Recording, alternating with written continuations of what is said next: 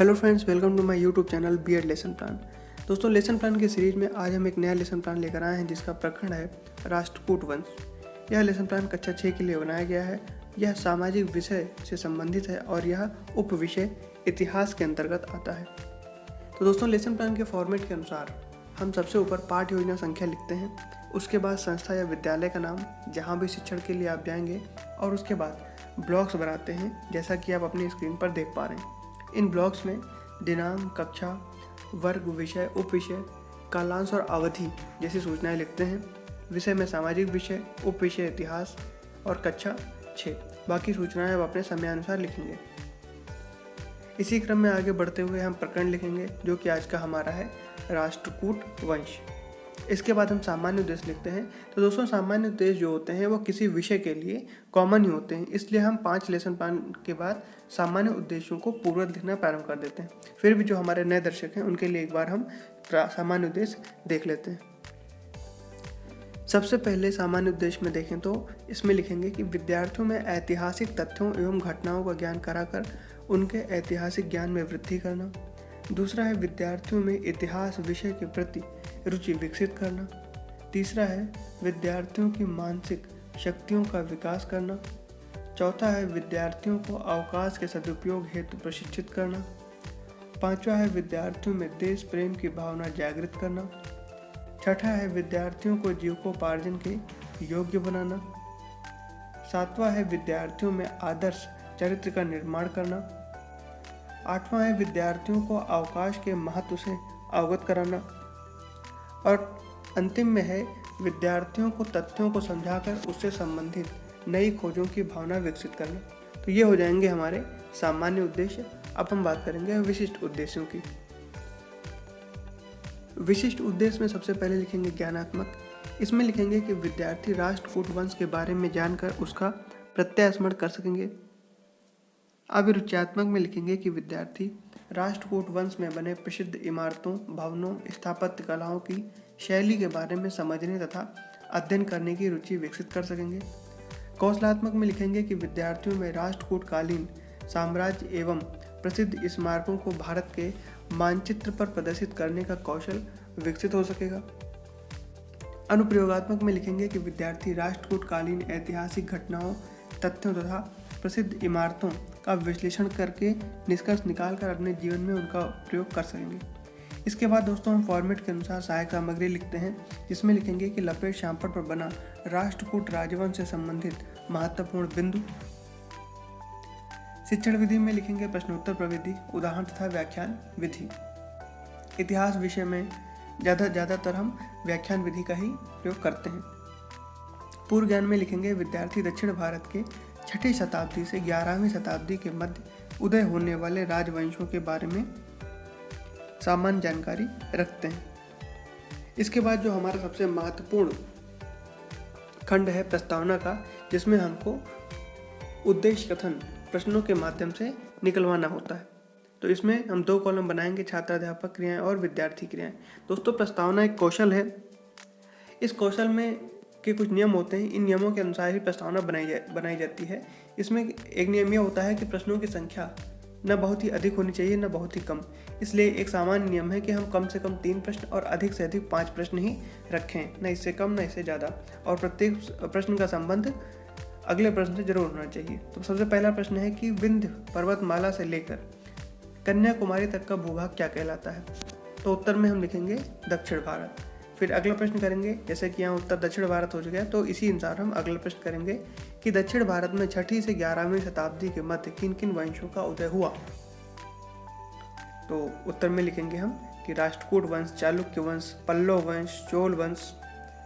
फिर इन्हीं से संबंधित अगला प्रश्न करेंगे कि राष्ट्रकूट वंश के संस्थापक कौन थे? तो यहाँ पर हो जाएगा समस्यात्मक प्रश्न, यानी कि प्रॉब्लमेटिक क्वेश्चन। और इसी के अनुसार उद्देश्य कथन लिखेंगे कि बच्चों, आज हम राष्ट्रकूट वंश के बारे में अध्ययन करेंगे। आप बच्चों की जगह छात्रों या छात्राओं शब्द का प्रयोग करें, ज़्यादा बेहतर होगा। अगली हेडिंग हम देंगे प्रस्तुतिकरण की। तो इसमें 3 कॉलम बनाएंगे, शिक्षण बिंदु, छात्राध्यापक क्रियाएं और विद्यार्थी क्रियाएं। शिक्षण बिंदु में सबसे पहले लिखेंगे राष्ट्रकूट वंश। तो प्रश्न से प्रारंभ करेंगे कि राष्ट्रकूट वंश का पहला शासक कौन था? विद्यार्थी क्रियाओं में लिखेंगे संभावित उत्तर। स्पष्टीकरण में लिखेंगे कि इनका शासनकाल लगभग 6वीं से 13वीं शताब्दी के मध्य था।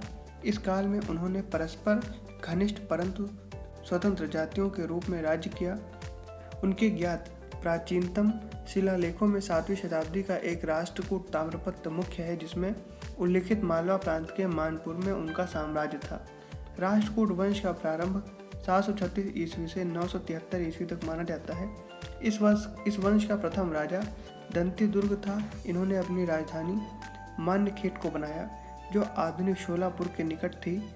दंतीदुर्ग के बाद कृष्ण प्रथम शासक बना।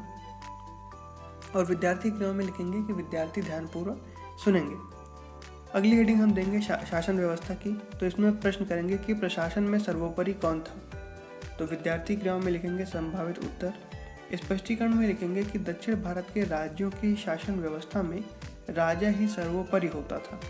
राजा की सहायता के लिए मंत्री तथा कर्मचारी होते थे। उन मंत्रियों और कर्मचारियों की नियुक्ति राजा स्वयं करता था। इस प्रकार उन मंत्रियों और कर्मचारियों पर उनका नियंत्रण रहता था। और विद्यार्थी क्रियाओं में लिखेंगे कि विद्यार्थी ध्यानपूर्वक सुनेंगे। अगली हेडिंग हम देंगे सामाजिक स्थिति की। तो प्रश्न करेंगे कि दक्षिण भारत में सामाजिक व्यवस्था किस पर आधारित थी। तो विद्यार्थी क्रियाओं में लिखेंगे संभावित उत्तर। स्पष्टीकरण में लिखेंगे कि दक्षिण भारत का समाज भी वर्ण व्यवस्था पर आधारित था। इस समय समाज 2 वर्ग में ब्राह्मण व गैर ब्राह्मण ही थे। सभी हिंदू धर्म को मानने वाले थे तथा वे अन्य धर्म के प्रति भी उदार थे। और विद्यार्थी क्रियाओं में लिखेंगे कि विद्यार्थी ध्यानपूर्वक सुनेंगे। अगली हेडिंग देंगे हम कला को बढ़ावा। तो प्रश्न करेंगे कि कृष्ण प्रथम ने कौन सा मंदिर बनवाया था। विद्यार्थी क्रियाओं में लिखेंगे संभावित उत्तर। स्पष्टीकरण में लिखेंगे हम दक्षिण भारत के बड़े व भव्य मंदिर ठोस चट्टानों को काटकर निर्मित किए गए थे। इनके शिखर आयताकार एवं ऊंचे तथा कई मंजिलों वाले हुआ करते थे। मंदिरों की दीवारों पर सुंदर आकृतियां बनाई जाती थीं। इस प्रकार के मंदिर उस समय तक उत्तर भारत में नहीं निर्मित हुए थे। कृष्ण प्रथम ने प्रसिद्ध एलोरा का कैलाश मंदिर का निर्माण कराया। और विद्यार्थी क्रियाओं में लिखेंगे कि विद्यार्थी ध्यानपूर्वक सुनेंगे। अगली हेडिंग देंगे हम बोध प्रश्न की। तो पहला प्रश्न लिखेंगे कि दक्षिण भारतीय राजवंशों का उदय कब से कब तक माना जाता है। तो उत्तर में लिखेंगे कि दक्षिण भारतीय राजवंशों का उदय 6वीं से 11वीं शताब्दी तक माना जाता है। दूसरा प्रश्न लिखेंगे कि राजा की सहायता के लिए किसकी नियुक्ति की जाती थी। तो उत्तर में लिखेंगे कि राजा की सहायता के लिए मंत्री तथा कर्मचारी होते थे। अगला प्रश्न है कि मंदिर किसको काटकर बनाए जाते थे। तो विद्यार्थी क्रियाओं में लिखेंगे कि मंदिर ठोस चट्टानों को काटकर निर्मित किए गए थे। अगली हेडिंग देंगे हम निरीक्षण कार्य की। तो इसमें लिखेंगे कि विद्यार्थियों को शाम पर सारांश लिखने का निर्देश देकर स्वयं घूम घूम कर कक्षा का निरीक्षण करेगा। यही जो बोध प्रश्न होते हैं इनको श्यामपट पर लिखा जाता है, इसलिए इन्हें श्यामपट सारांश भी कहते हैं। इसके बाद अगली हेडिंग हम देंगे मूल्यांकन प्रश्न की। तो इसमें लिखेंगे कि दंतीदुर्ग किसका संस्थापक था।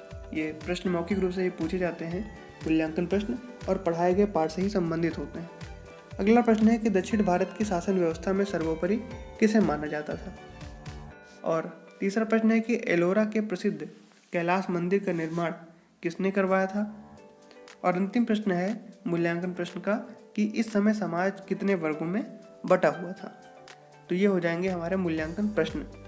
अब अगला है गृह कार्य। तो इसमें लिखेंगे कि विद्यार्थी अपने किताब की सहायता से राष्ट्रकूट, चालुक्य, पल्लव तथा चोल वंशों का वर्तमान में राज्य लिखकर लाएंगे। तो दोस्तों यहाँ पर हमारा लेसन प्लान समाप्त होता है। वीडियो आपको कैसा लगा हमें कमेंट करके जरूर बताइए।